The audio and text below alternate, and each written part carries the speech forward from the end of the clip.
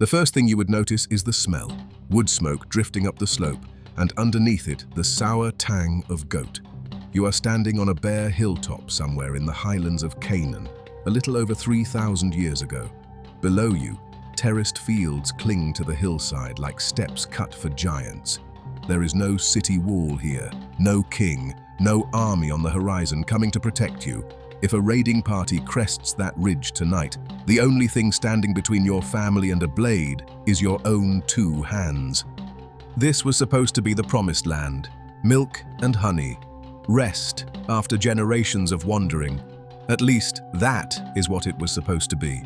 What it actually became was 200 years of something close to anarchy, a time when a man could murder 70 of his own brothers on a single rock and crown himself king. When a father would sacrifice his own daughter to keep a reckless promise, when one of the 12 founding tribes was hunted down and nearly wiped off the earth by the other 11, and nobody, anywhere, had the power to stop any of it. The ancient writers summed up the whole era in one chilling line, and they repeated it like a warning. In those days, there was no king in Israel, and everyone did what was right in his own eyes. It meant a stretch of roughly 2 centuries, from about 1200 to 1,000 years before Christ, with no central government, no standing army, and no one to stop the strong from taking whatever they wanted from the weak. People call this the age of the judges. Forget the courtroom image that word puts in your head. These judges were not lawyers in robes. They were warlords, assassins, tribal strongmen who rose up when things got bad enough, won a war or two, and then died and left the whole fragile thing to collapse again. So today we are going to rebuild this world, brick by brick. What you ate, where you slept, how you survived a night raid, and why this was, by almost any measure, the most lawless and brutal time in the entire story of ancient Israel. Let me show you how people actually lived. Picture the village first, because almost everyone lived in one. It is small, painfully small. We are not talking about a city. We are talking about a cluster of maybe 15 or 20 houses huddled on a defensible hilltop, home to perhaps 100 people. That is fewer human beings than you would pass on a single ride up an escalator in a busy shopping mall. Everyone here is related to almost everyone else. The man fixing the wall is your uncle. The woman grinding grain is your cousin. There are no strangers, because strangers are dangerous. And here is what is wild about this moment in history. These villages exploded out of nowhere. In the century before, the central hill country was nearly empty, maybe 24 settlements scattered across the whole region. Then, in a few generations, that number jumped to well over 200. It is one of the fastest waves of settlement archaeologists have ever found in this land, like watching 100 new towns blink onto a map almost at once. Whoever these highland people were, they came up into these hills fast and they built. Now walk with me into one of their homes, because this is where you would spend most of your life. Reach out and touch the wall. It is rough.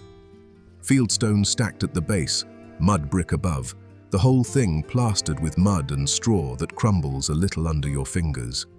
This is the famous 4-room house, the standard family home of these people for centuries. Picture a rectangle split into long rooms by 2 rows of wooden pillars, with a broad room across the back. The whole footprint is about the size of a small modern 2-bedroom apartment. The difference is that you do not have the apartment to yourself. Step inside and the first thing that hits you is the smell. Animals. The ground floor is part stable. Your goats, your donkey, maybe a few sheep, they sleep down here behind a low partition, close enough to touch. In winter, their bodies are your central heating. The warmth that rises off a pen of goats on a cold night is the difference between sleeping and shivering. You learn not to mind the smell. You were born into it. Climb the ladder to the upper floor and the roof. Up here is where the family eats and sleeps. Feel the packed clay under your bare feet, swept smooth, rolled hard. In the heat of summer, you drag your sleeping mat up onto the flat roof and lie under more stars than any of us alive today have ever seen, because there is not a single electric light for 1,000 miles. Now let me feed you, because food in this world is not something you take for granted. It is something you fight the land for every single year. Wake up at dawn. You are hungry, And the first sound you hear is the one sound that defines a woman's entire morning in this era. The grind of stone on stone. Two heavy stones, a flat one underneath and a smaller one on top, and between them, barley. For an hour or more every single day, someone in your household is on their knees pushing that upper stone back and forth, crushing grain into flour.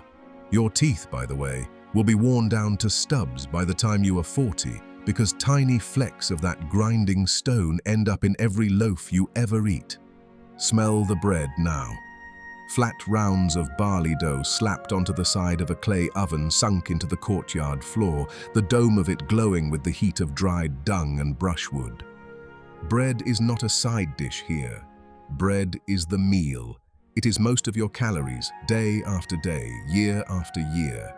What goes with it? Olives, crushed for their oil, which you burn in little clay lamps at night and pour over everything by day. Lentils, simmered into a thick stew. Figs and grapes when the season turns, dried and pressed into cakes to survive the winter. Wine watered down, drunk by everyone including children because it is safer than the water in the cistern. And meat? Almost never. A goat or a sheep is a walking bank account. It gives you milk, wool and offspring.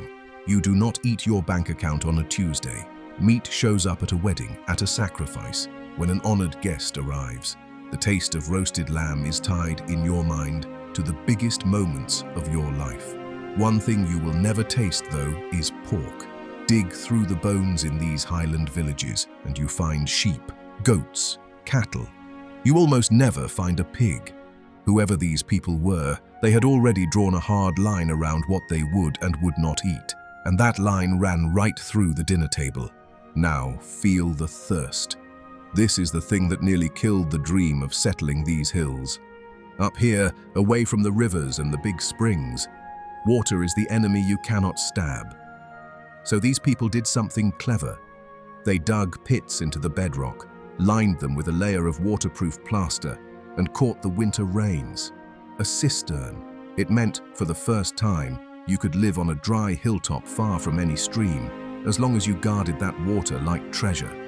Run out in late summer before the rains return, and your whole family is in danger.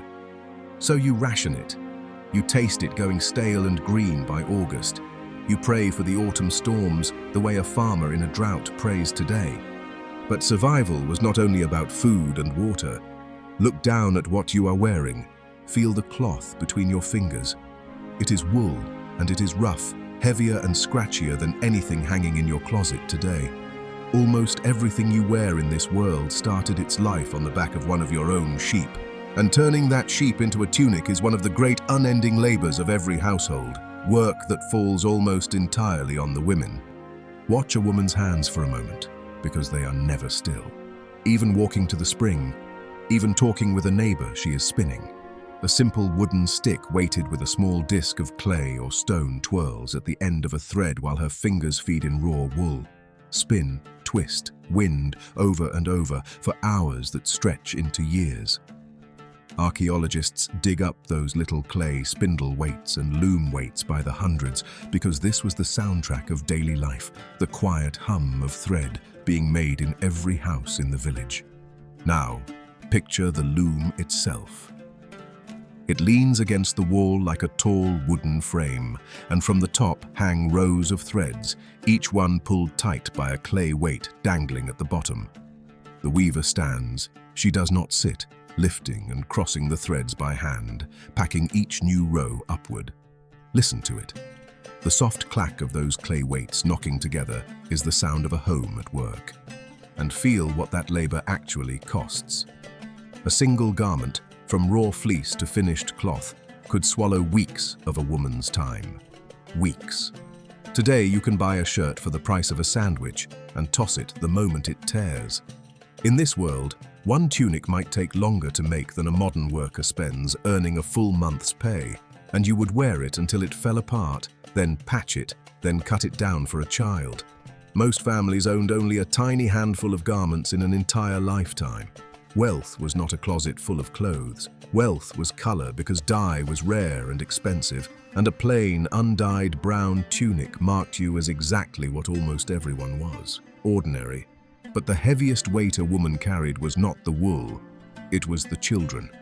In a world with no real medicine, childbirth was one of the most dangerous things a human being could do, and burying a child was not a rare tragedy that struck a few unlucky families.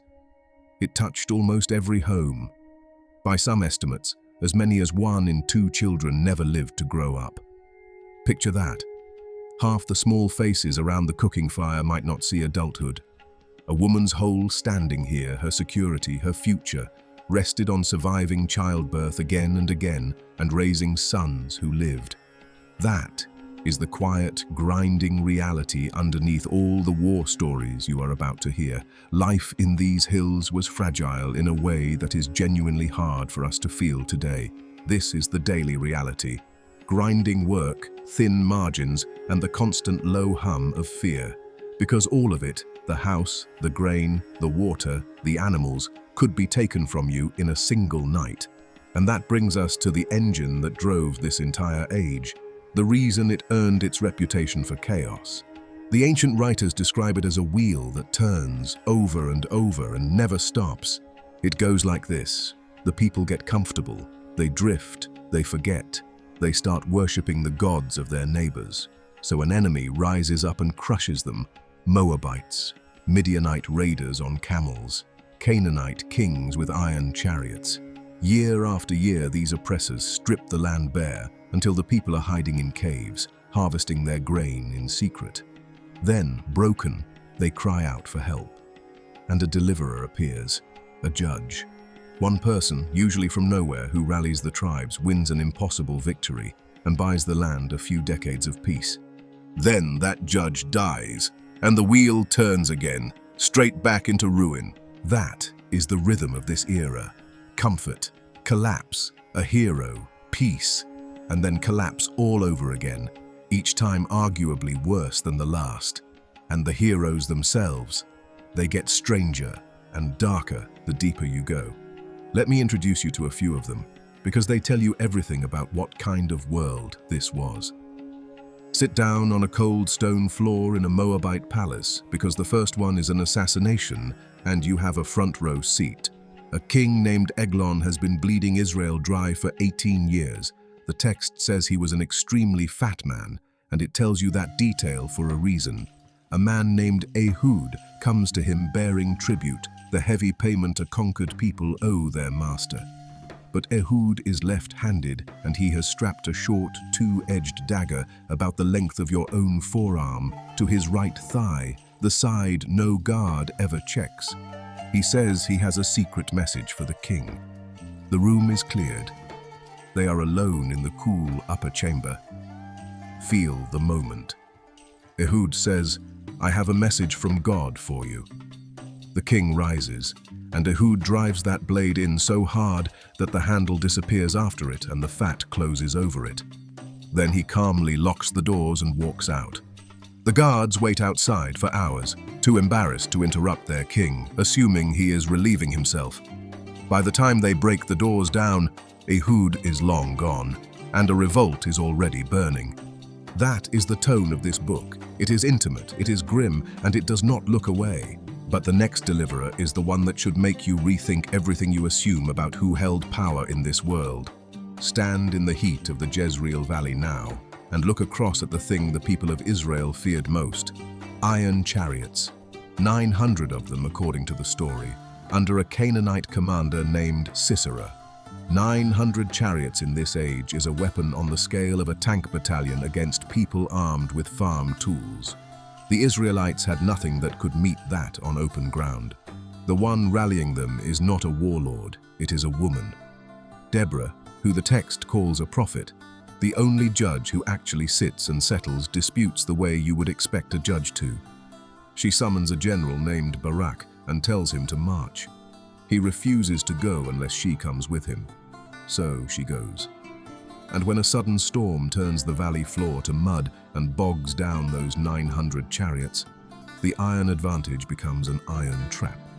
Sisera, the great commander, ends up fleeing on foot, alone, terrified, hammering on the tent of a woman named Jael, begging for water and a place to hide. She gives him milk. She covers him with a blanket. She waits until he falls asleep, exhausted.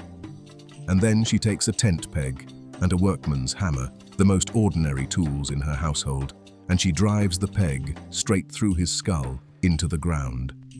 In a single afternoon, the most feared army in the region is destroyed, and its commander is killed not by a king or a soldier, but by two women with a thunderstorm and a tent peg. Think about that for a second. In the lawless world, power did not always look the way you expected. Sometimes it looked like the person no one bothered to watch. The next hero gives you the most famous underdog story of the entire age, and the first real crack in the whole idea of these deliverers. Crouch in a winepress with a young man named Gideon. He is not threshing wheat out in the open where you are supposed to. He is hiding in a pit, beating out a little grain in secret, because the Midianites are coming. These are camel raiders, and the text says they swarmed the land like locusts, their camels beyond counting, like sand on the seashore. Picture an entire valley filled tent to tent with an enemy who shows up at harvest every single year and eats everything you grew. Gideon raises an army, and then, in one of the strangest military decisions ever recorded, he cuts it down from 32,000 men down to 10,000, and finally down to 300 fighters. That is barely enough people to fill a few city buses, sent against a host that filled a valley. They attack at night with torches hidden inside clay jars and ram's horns, smashing the jars all at once, so the enemy camp wakes to fire and noise on every side and turns its swords on itself in the dark. It works. Israel is free again. But here is the crack. After the victory, the people beg Gideon to become their king, to rule over them and his sons after him. He refuses. He says only God should rule. It sounds noble. But then he collects gold from the plunder. The text says about 1,700 shekels of it, which is a weight of gold that would be worth a small fortune in any age. And he makes a golden object that the whole nation ends up worshipping. The hero who refused a crown still managed to lead the people astray, and his son did not refuse the crown at all. This is where it gets dark, so brace yourself. Gideon had many sons, 70 of them by various wives, plus one more by a servant woman, a son named Abimelech. After Gideon dies, Abimelech decides he wants to rule, so he hires a gang of reckless men, goes to his father's hometown, and murders his own brothers. All 70 of them killed on a single stone. Only the youngest escapes by hiding.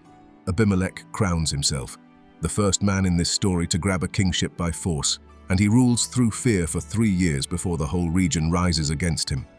And listen to how he dies, because the ancient writer clearly thought it was poetic justice. He is besieging a town, pressing toward a tower full of survivors, when a woman on the roof drops a millstone. One of those heavy grinding stones we talked about earlier, the kind that wears your teeth to stubs. It crushes his skull. Dying, his last act is to beg his armor-bearer to run him through with a sword, so that no one can say a woman killed him. A woman killed him. 200 years and the wheel keeps turning. If that sounds bleak, keep watching, because we have only reached the middle of the descent. If this reconstruction of the ancient world is pulling you in, subscribe now, because every week we rebuild another corner of the Bible's world from the ground up. The homes, the cities, the weapons, the daily life that most people only ever read past. By the time we reach the later Judges, the line between hero and monster has almost completely dissolved. Meet Jephthah. Stand with him on the night before the biggest battle of his life. He is an outcast, the son of a prostitute, thrown out by his own family and forced to survive as the leader of a band of raiders. Now the Ammonites are threatening, and those same relatives who exiled him come crawling back, begging him to lead them. He agrees, and on the eve of battle, desperate to win, he makes a vow to God. "If you give me victory," he says, "then whatever comes out of the door of my house to meet me when I return, I will offer it up as a burnt sacrifice." He probably pictured an animal. Picture his face then, when the battle is won, when he comes home in triumph, and the first thing that runs out through that door to greet him, dancing, beating a tambourine, is his daughter, his only child. The text does not soften it. He tears his clothes. She asks only for 2 months to wander the hills and weep with her friends. because she will never marry, never have children, never live the life that was supposed to be hers. And then she comes home, and he keeps his vow. The hero of this chapter sacrifices his own daughter to a promise he never should have made. That is the kind of story this book tells, without flinching, in a world where a man's word weighed more than a child's life. And then there is the most famous judge of them all, and arguably the most reckless. You already know his name, Samson. But forget the cartoon version. Picture instead a man of terrifying strength and almost no self-control, a one-man wrecking crew loose in a land he is supposed to be saving. He kills a lion with his bare hands. He slaughters 1,000 Philistine soldiers, using nothing but the jawbone of a dead donkey, 1,000 men, the population of a small town, with a bone he picked up off the ground. He tears the gates off a city and carries them up a hill on his shoulders. But his weakness is women, and the Philistines know it. They send a woman named Delilah to find the secret of his strength. And here is the number that tells you how badly they wanted him dead. Each of the 5 Philistine lords offers her 1,100 pieces of silver. In a world where 1 piece of silver could be close to a month's wages, that is nearly a century of a working man's pay, offered by each of 5 rulers, just to learn one secret from one man. They were not bargaining, they were emptying the treasury. She wears him down. He tells her the secret is in his hair, the sign of a vow he has carried since birth. She cuts it while he sleeps. The Philistines seize him, gouge out his eyes, and put him to work, grinding grain in a prison, the lowest, most humiliating labor there was, the work of women and slaves. The strongest man alive, blind, chained to a millstone. But feel the final scene. They bring him out to a temple to mock him during a festival. 3,000 people packed onto the roof to watch, a crowd the size of a sold-out theater. His hair has grown back. He asks a boy to place his hands on the 2 central pillars holding up the entire building. He prays once more for strength, and he pushes. The temple comes down on everyone inside, on him, on 3,000 spectators, the greatest victory of his life, and the moment of his death folded into one. He killed more in his death than in his life. Now stay with that for a second. Samson was the high point. He was the best they had at the end, and he could not even save himself. So far we have looked at the heroes, but to really understand how lawless this age was, you have to look at what happened when there was no hero at all. You have to look at the very last pages of the story, where the writer essentially says, this is what the country had become. I am going to walk you through this carefully because it is genuinely one of the darkest stories in the entire ancient record. Imagine you are a traveler, a man passing through the territory of your own people, your own tribes, with a woman who belongs to your household. Night falls in a town called Gibeah.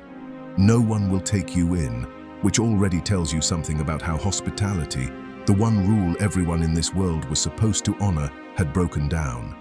Finally, an old man offers you shelter, and in the night, a mob surrounds the house. Men of the town. They are not foreigners. They are Israelites, your own kin, and they are pounding on the door demanding to commit violence against the guests inside. What follows is brutal beyond what I will fully describe here. The woman is pushed outside to the mob to save the men, and she is abused through the night and left dead on the doorstep by morning. And the traveler does something that broke the entire nation.